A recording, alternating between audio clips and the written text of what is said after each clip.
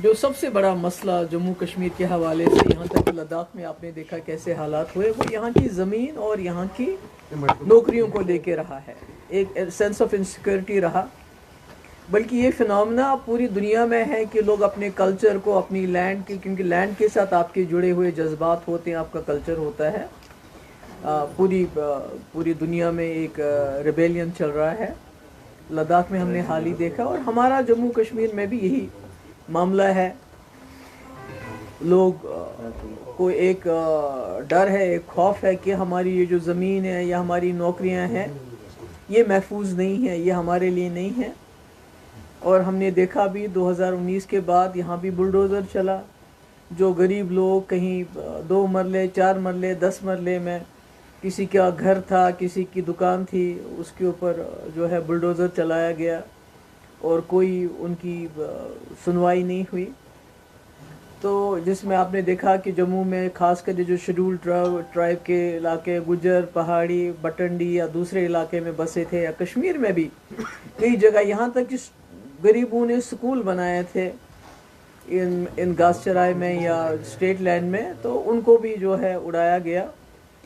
تو خیال یہ تھا کہ جو 2019 میں ہوا، تو جب الیکشن ہوئے 2024 میں، تو یہ خیال تھا کہ ایک سرکار بنے گی اور شاید وہ کوئی ایسے قانون نئے بنائے، کیونکہ ریونیو ڈپارٹمنٹ چیف منسٹر صاحب کے پاس ہے، جس سے نہ صرف غریبوں کے گھر بچیں گے، غریبوں کی دکان بچے گی جس سے اس کا روزگار ہوتا ہے یا اس کا اپنا گھر بچے گا، بلکہ جو ہمارے جو ٹورزم کے ساتھ وابستہ ہمارے ہوٹلیئرز ہیں، جن کی لیز ختم ہوئی ہے، بہت سال پہلے ختم ہوئی ہے، کہ اس کو دوبارہ جو ہے ان کو کنٹینیو کرنے دیا جائے گا، اور اس کی خاطر یہ سرکار کوئی نہ کوئی قانون لائے گی۔ پر افسوس ہے، قانون تو دور کی بات ہے، جب یہ ہوٹل والوں نے ابھی یہاں عدالت میں اس کو چیلنج کیا، تو وہاں جا کے سرکار کی طرف سے جو ہے کوئی وکالت کی نہیں گئی ان ہوٹلیئرز کی۔ تو یہ مسئلہ خالی ٹورزم یا ہوٹلیئرز کا نہیں، یہ عام لوگوں کا مسئلہ ہے۔ آپ نے دیکھا کہ اس عرصے میں 2019 سے لے کے آج تک کتنے مکان، کتنے سکول، کتنے دکانوں کو اجاڑا گیا، کتنے لوگ گھر سے بے گھر ہو گئے۔ اور میں سمجھتی ہوں کہ سرکار کی یہ ترجیح ہونی چاہیے تھی کہ ایک ایسا بل لے کے آئیں جس سے ریگولرائز ہو، کم سے کم جس کو 30 سال سے زیادہ عرصہ ہو گیا ہو، 30 سال سے اوپر، چاہے وہ کوئی غریب آدمی ہو، چاہے اس کا گھر ہو، چاہے اس کی دکان ہو، اس کو ریگولرائز کیا جائے۔ اور اسی طرح جو ہوٹل والے ہیں، دیکھیے یہ ہوٹل والوں نے یہاں بہت مصیبت دیکھی، اور ٹورزم جو زندہ رکھا وہ ان لوگوں نے رکھا، روزگار دیتے ہیں یہ، اور ہزاروں لوگ ان کے ساتھ کام کرتے ہیں۔ 2022 میں ایک قانون لایا گیا جس سے لیز ساری ختم کی گئی، تو تب سے لے کے آج تک تو کسی ہوٹل کو ٹیک اوور نہیں ہوا، مگر جب اب سرکار بنی ہے، الیکٹڈ سرکار ہے، تو ہوٹلز کو ٹیک اوور کیا گیا، اور انفارچونیٹلی سرکار خاموش رہی۔ مطلب یہ مجھے سمجھ نہیں آتی یہ بات کہ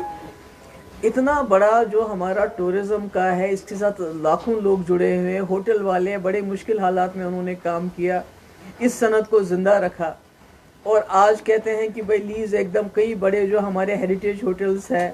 چاہے نیڈوز ہے، چاہے ہائی لینڈ پارک ہے، یا دوسرے ہوٹل ہیں، ابھی تو گلمرگ سے شروع ہوا، پہلگام پہنچیں گے، دوسری جگہ پہنچیں گے۔ تو اس کے بارے میں جو چیف منسٹر صاحب ہیں، خود وہ ریونیو منسٹر ہیں، بالکل خاموش ہیں، وہ اس بارے میں کوئی بات نہیں کرتے ہیں۔ ہم نے بل لایا تھا پچھلی بار PDP میں، وحید پرا صاحب نے ایک بل لایا تھا،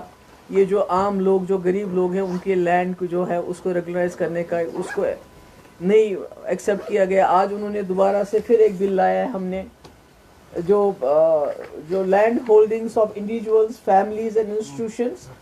who have been in continuous possession of land for 30 years or more, thereby securing their rights, preventing arbitrary evictions, and ensuring social and economic stability across Jammu and Kashmir, including lease land to hotels, institutions in Gulmarg and Pahalgam۔ یہ ہم نے اس بار پھر سے ایک بار بل لایا ہے، کیونکہ یہ جو ہوٹل والے انہوں نے قرض کر کے سب کے اپنی گھر میں زیورات بیچ کے سارا ہوٹلز میں انہوں نے انویسٹ کیا، تو آج ان کو جس طرح بے دخل کیا جا رہا ہے، میں سمجھتی ہوں یہ بہت غلط ہے۔ چیف منسٹر صاحب کو چاہیے ایک پالیسی لے کے آئے اس بارے میں، اور تب تک کورٹ میں اس کو ڈیفینڈ کرے کہ ان کے ساتھ ایسا نہیں ہونا چاہیے، اور جو غریب لوگ ہیں ان کے ساتھ نہیں ہونا چاہیے. اور یہ تو سب سے جو باہر کے لوگ ہیں وہ ان ہوٹلز پہ ان کی نظر ہے. میں اب کسی کا نام نہیں لینا چاہتی. یہاں جندل گروپ آئے، وہ کہتے ہیں وہ سارا گلمرگ لینا چاہتے ہیں. تو مجھے نہیں معلوم کہ ہماری سرکار خاموش کیوں ہے، کیونکہ الیکشن سے پہلے انہوں نے سارے لوگوں کو، چاہے وہ غریب آدمی ہے، کسی کا گھر بنا ہے گھاس چرائے میں، چاہے اسکول بنا ہے یا کسی کا ہوٹل بنا ہے، انہوں نے اپنے لوگوں کو بیچ کے ان کو بتایا تھا کہ بھئی ہماری سرکار بنے گی تو ہم سب کچھ ٹھیک ٹھاک کریں گے، آپ کی لیز بھی بڑھا دیں گے، آپ کا گھر بھی نہیں جانے دیں گے. مگر جندل صاحب یا دوسرے صاحب آئے، مجھے نہیں معلوم کہ کوئی نئی انڈرسٹینڈنگ ہوئی ہے کیا ان کے ساتھ سرکار کی. تو اس کے بعد بالکل سرکار خاموش ہے. یہاں تک کہ جو کورٹ میں بھی سرکار نے کوئی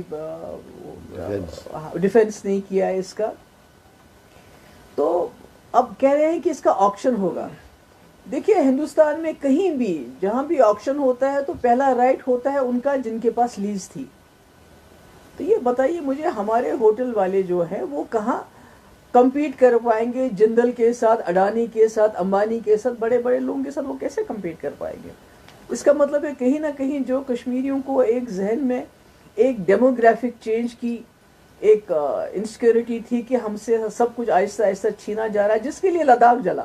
جس کے لیے لداخ میں 4 لوگوں کی موت ہوئی، جس کے لیے سنم وانگچک اس وقت جیل میں ہے، جس نے 370 کو ہٹانے کے وقت بڑا ویلکم کیا تھا، یونین ٹیریٹری بننے کے بعد بڑا ویلکم کیا تھا. تو کہیں نہ کہیں یہ سارا جو ہے اس کے بارے میں سرکار کو چاہیے کہ وہ ایک پالیسی بنائے. اور ہم نے بھی بل لایا ہے، وحید پرا نے بھی ایک بار پھر بل لایا ہے کہ جو ہمارے غریب لوگوں کے پاس جو بھی لینڈ ہولڈنگس ہے، چاہے دکان کو لے کے، مکان کو لے کے یا ہوٹل والز کو، اس کو ایک بل لا کے، اگر وہ نہیں لانا چاہتے تو ہم بل لا رہے ہیں کہ اس کو ایکسیپٹ کیا جانا چاہیے، اس کو پاس کیا جانا چاہیے اور ریگولرائز کیا جانا چاہیے. تو میری عمر صاحب سے یہ گزارش ہے، انہوں نے کہا تھا کہ مجھے تو چوز کرنا ہے کہ میں ممتا بنرجی بنوں یا نوین پٹنائک بنوں. تو میری ان سے گزارش ہے کہ آپ نہ ممتا بنرجی بنیے نہ نوین پٹنائک بنیے. اگر آپ کو بننا ہے تو کیجریوال بنیے، جنہوں نے دلی میں اتنے مشکل حالات میں لوگوں کو مفت بجلی دی، لوگوں کو گیس دیا، اچھے ہسپتال دیے، جو اللیگل اس وقت جو مانی جاتی تھی بستیاں ان کو ریگولرائز کیا،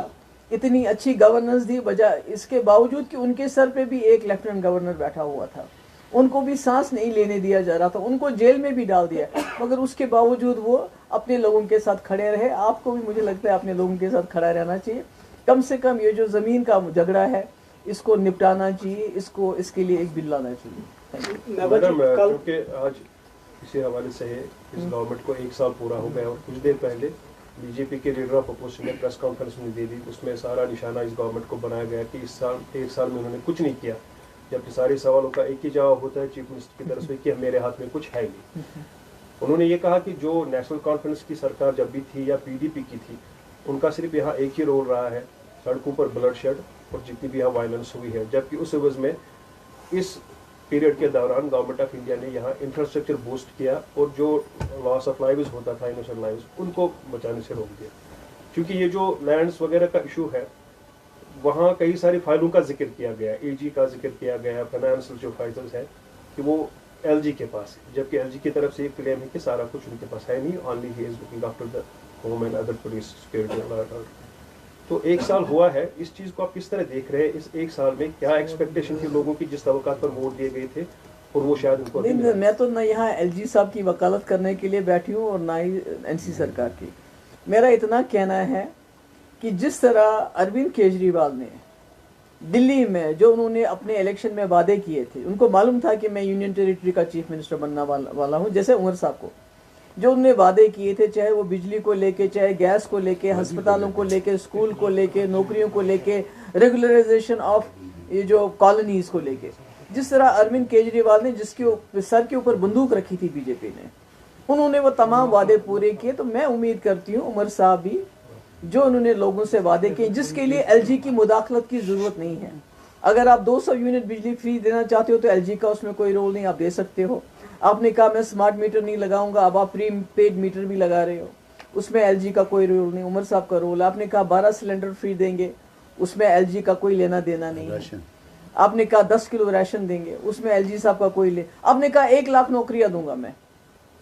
پہلے سال میں یہ شروعات کروں گا, اس میں ایل جی کا کوئی لینا دینا. مگر سب سے بڑی بات جو اس وقت جو ہماری برننگ ایشو ہے اس وقت, وہ یہ جو لینڈ کو لے کے, جو ہمارے ہوٹلیئرس ہیں, جو